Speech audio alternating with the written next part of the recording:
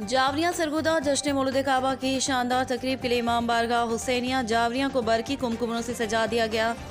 तकरीब के मेहमान खुसूसी डॉक्टर सैयद नज़र अब्बास बुखारी थे। मौलाना सैयद फयाज हुसैन शाह, मलिक अदनान रजा भेरा, मलिक अजब रजा खोखर मानकीवाला, जाकिर मजर लखियानो, नाथ ख्वां मोहम्मद मसूद कोट मोमिन ने इमाम आली मकाम के हुजूर हदिया अकीदत पेश किया। उन्होंने मौके पर डॉक्टर नज़र अब्बास बुखारी से कहा कि हज़रत अली अलैहिस्सलाम के कमालात जलीला और औसाफ हमीदा का अहाता किसी एक किताब में नहीं किया जा सकता। मौला अली अलैहिस्सलाम की हयात तैयबा और मुक़द्दसा का एक एक लम्हा इंसानियत की भलाई और इंसानियत की रहनुमाई और भलाई के लिए अनमोल ख़जाना है। उनकी बलादत बासादत के मौके पर अल्लाह ताला के हुजूर अपनी जबीन न्याज को झुकाए हुए हैं और दुआ गो हैं कि परवरदिगार इमाम आली मकाम अलैहिस्सलाम के सदके आलम इस्लाम को सरबुलंदी अता फरमाए।